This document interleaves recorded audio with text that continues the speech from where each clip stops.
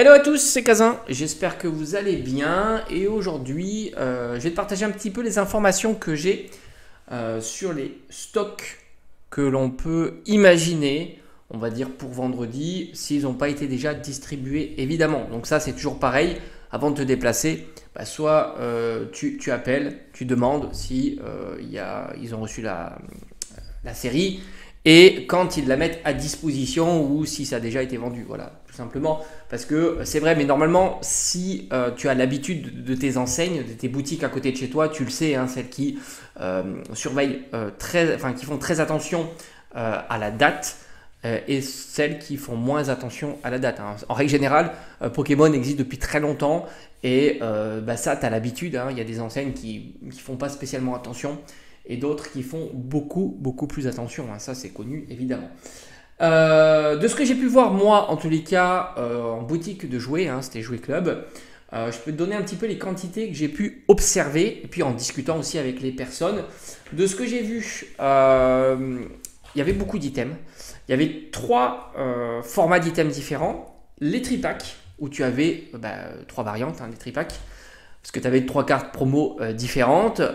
On était sur on doit être sur du 30-40 tripack en tout. Voilà. Je pense qu'on était à peu près à ça sur les tripacks. Après, je te dirais aussi, alors ça, je vais te partager l'information. Ça a été mis dans l'espace de mes commentaires et c'est très intéressant aussi. Ça a été visiblement quelqu'un qui a eu l'information de savoir quelles étaient les quantités reçues dans sa Fnac. Alors n'oublie pas une chose, c'est que en règle générale, de ce que j'ai pu discuter, que ce soit chez King Jouet, chez Jouet Club, chez la Fnac, c'est en règle générale, ils ne savent pas les quantités qu'ils reçoivent en avance. Ça, ils ne le savent pas, ils ne savent pas quand ils reçoivent non plus. Voilà, donc souvent c'est une surprise. Visiblement, ils n'ont pas la main et après c'est dispatché. Ça veut dire quoi? Ça veut dire que peut-être, en règle générale, ils ont à peu près les mêmes quantités boutique à boutique. Après, je ne m'avance pas trop parce que je n'ai pas l'information évidemment. Donc on peut imaginer que ça peut être similaire de boutique à boutique. On était sur une quarantaine de tripacks. Pareil pour la Fnac, je crois que ça m'a été mis dans l'espace des commentaires, je crois que c'était 36 tripacks. Alors c'est assez cohérent parce qu'en règle générale, les tripacks, je crois que c'est reçu par Casebox de 12 tripacks, je crois, quelque chose comme ça, ou 10 tripacks. Non, 12, je crois que c'est 12. Ça fait 36 boosters. Donc je pense que c'est assez cohérent par rapport aux différentes enseignes. Maintenant, où ça se corse plus pour la Fnac, le coffret poster. Alors ça m'a été rapporté 10 unités. Alors ça, je trouve ça vraiment tout petit. Franchement, 10 unités d'un tripack, c'est vraiment pas beaucoup. Dans mon jouet club, qui n'est pas un jouet club très grand non plus, hein, tu vois, c'est un petit jouet club, il faut être honnête, c'est un tout petit jouet club, tu as des jouets clubs qui sont beaucoup plus grands. Dans mon jouet club, il devait y avoir, je pense, une quarantaine, une cinquantaine de tripacks comme ça. Voilà, c'est assez marrant parce que quand je suis arrivé, ça faisait à peu près 1 heure qu'ils avaient reçu la réception de la palette. Et les tripacks, eux, étaient déjà au comptoir. Hein, parce qu'évidemment, ils ne mettaient rien en rayon. C'était géré au comptoir. Et les tripacks étaient déjà bien présents, déballés. Et les coffrets classeurs et les coffrets posters, non. C'est pour ça qu'en fait, ça arrivait par flux. Voilà. Et en discutant, on était aux alentours de 40 à 50 tripacks. Donc là, tu vois, la différence est énorme. Entre ce qui m'a été rapporté pour la Fnac, on est sur 10, je crois que c'est ça, 10. Hein. Et là, on est sur des quantités beaucoup plus importantes parce qu'on est déjà sur une trentaine, une quarantaine de tripacks, une quarantaine, une cinquantaine de tripacks. Ça commence à faire pas mal. Et enfin, j'ai envie de dire que la quantité pour les classeurs, c'était similaire aussi, puisqu'on était, en plus je les ai vus pour le coup, et en discutant, on était sur du 40 à 50, là aussi, je pense quelque chose comme ça. Après, c'est à vue de nez, hein. La dame n'était pas sûre, elle n'a pas compté, hein, je pense. Enfin, quoique, peut-être qu'ils ont fait l'inventaire, je ne sais pas comment ils ont fait ça, mais enfin, elle m'a dit à peu près, quoi. Et je les ai vus, hein, parce qu'elle en a rapporté. À certains moments, il en restait 2-3, je crois, au comptoir. Et puis là, en discutant, et puis la personne est arrivée avec une dizaine, une vingtaine de coffrets dans les bras, et il y en avait encore en réserve. Voilà, tout simplement.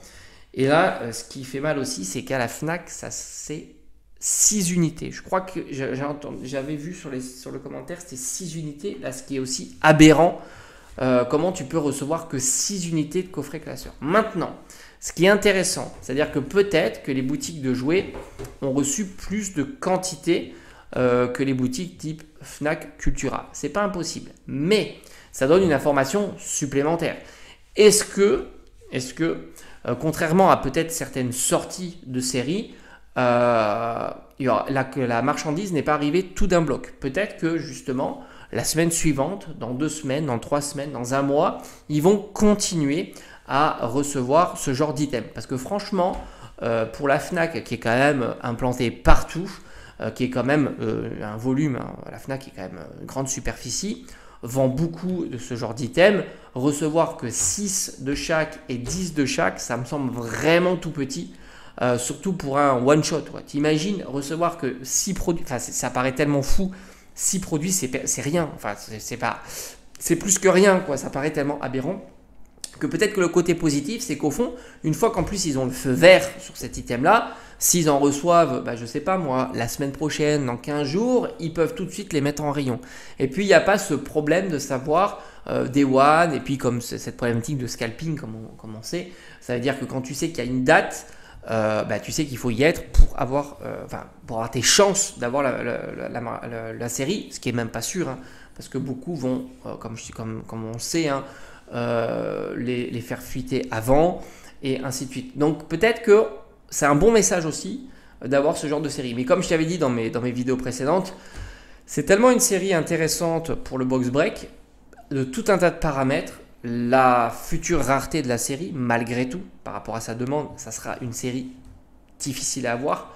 Le fait qu'il y ait le God Pack, ça, forcément, on est dans un air un peu joueur, quoi, tu vois, un peu loterie.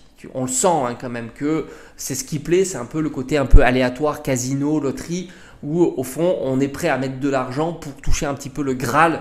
Et là, tu coches quand même toutes les cases. Le God Pack full évolution, c'est quand même du jamais vu. On peut pas, 151 a fait quelque chose de très bon aussi avec le petit God Pack, on pourrait dire petit God Pack, puisque c'est 3 ultras, dont 2 AR et une SAR. Là, c'est full SAR.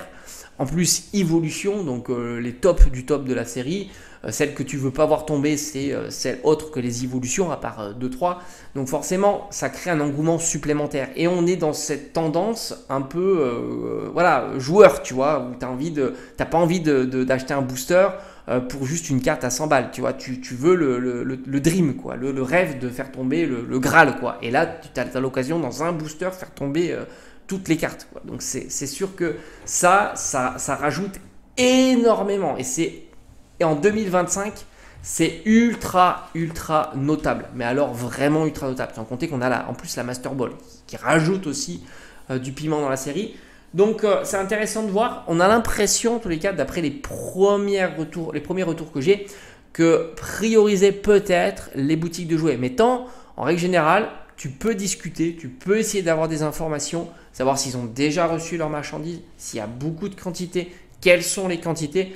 Toujours pareil, hein, si tu es un habitué de tes boutiques, que tu ne vas pas uniquement pour acheter tes Pokémon et que quand tu as des séries tendances, si tu vas toute l'année, tu achètes des jouets. Moi, je vais en boutique de jouets ou à la Fnac toute l'année pour pas acheter uniquement des séries tendances et déserter quand ça ne fonctionne plus. Moi, j'y vais régulièrement, donc forcément, j'ai un bon contact avec les personnes qui sont présentes dans mes boutiques. C'est évident, hein, j'achète pas que des jeux de société, les jeux vidéo, les livres, les bandes dessinées, donc forcément la Fnac qui me voit régulièrement, tout comme mon jouet club ou King Jouet ou Cultura et ainsi de suite. Donc forcément c'est pas la même chose si un client il ne le voit jamais, sauf quand tu as des séries type comme ça, alors qu'ils savent très bien que ça ils vont le vendre, il n'y a pas de souci. Donc intéressant en tous les cas. J'ai hâte de suivre surtout sur la durée parce que ça aussi c'est une information qu'on n'a pas. Est-ce que ça sera un petit peu comme 151 parce que sur la durée on a eu quand même pas mal de choses. Moi j'ai souvenir jusqu'à Noël, tu vois, où on a eu quand même beaucoup de séries, enfin beaucoup d'items Pourquoi on a eu beaucoup d'items? Parce que même, il y en avait tellement que tu pouvais même avoir le 2+1 gratuit pendant le Black Friday. Sur du coffret classeur, sur du coffret tripack, à Kinjo, il y en a qui ont pu profiter aussi de toutes ces affaires-là. Donc voilà, donc il ne faut pas sous-estimer ça. Et après, durant l'année, j'en doute pas, ça va ressortir. Peut-être même en 2026, 2027, comme 151, rappelle-toi, il y en a qui ont encore trouvé. Là, j'ai un abonné qui m'a dit qu'il avait trouvé du Alakazam, qu'il avait trouvé, je ne sais plus quel item, voilà, encore récemment, du 151. Et j'en suis persuadé que 151, hormis le coffret Tortank machin, là, qui va être une horreur à aller chercher, j'en suis persuadé que sur 51 on en reverra, tout comme du Zénith Suprême, tout comme du épée bouclier, et ainsi de suite, parce qu'on est dans cette tendance où les séries reviennent. D'ailleurs c'est assez fou quand tu vois le prix du scellé et les displays, enfin on en parlera certainement. Moi là je suis complètement dépassé de ce qui se passe. Tu vois du Reine de Glace à 300-400 euros, tu vois même du Flamme Obsidienne.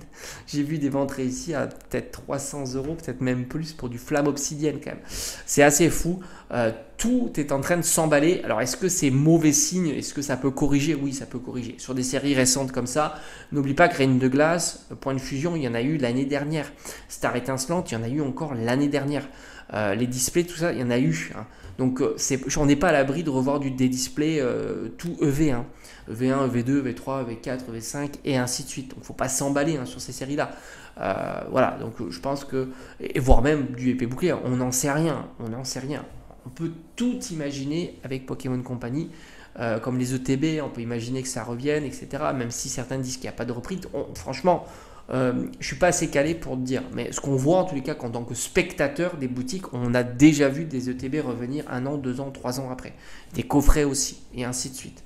Donc voilà, après est-ce que c'est du reprint, du réassort, de l'entrepôt, du stock non vendu à droite? J'en sais rien, mais en tous les cas c'est revenu. Et c'est le principal en tous les cas. Bref, affaire à suivre, donc voilà, niveau disponibilité, niveau quantité, j'ai l'impression que Jouet Club il en avait des tonnes, on était sur peut-être du 150 sur 3 refs, on va dire tripack, coffret poster, coffret classeur, on devait être sur du 150 unités en tout, donc tu vois si... on avait le droit, alors c'était pas mal en plus, on avait le droit à 2 items, 2 tripacks, 2 coffrets classeurs, 2 coffrets posters, c'était ça. Donc ça faisait 6 par client. Donc forcément, tu t'aperçois que quand même il pouvait servir pas mal de clients. Et mais certaines boutiques certainement limiteront peut-être à 1 par article. Mais c'est vrai que je suis assez surpris du message dans l'espace de mes commentaires. Ce qui fait grosso modo une 50aine d'unités. Si tu prends tout confondu, ça fait vraiment pas beaucoup là pour le coup. Donc c'est sûr que peut-être limiter 1 par produit, mais quand on a que 50, ouais, c'est sûr que là faudra être dans les premiers. Ça c'est certain. Bref, je vous souhaite bonne chance pour vendredi, ou même demain, après-demain. Il faut aller prospecter, c'est comme ça que ça fonctionne. Ça a toujours été comme ça aussi. Faut pas regarder les ouvertures du passé. Ça a toujours été comme ça. La différence, c'est que là, on est sur de la hype. Avant, tout le monde s'en foutait. Tu vois, tu avais l'item avant, tout le monde s'en foutait. Faut être assez honnête. Quand tu allais chercher tes boosters, je sais pas moi, en 2019, même si tu les avais un mois à l'avance, personne se plaignait. Là, c'est pas pareil, évidemment. Bref, allez, à bientôt.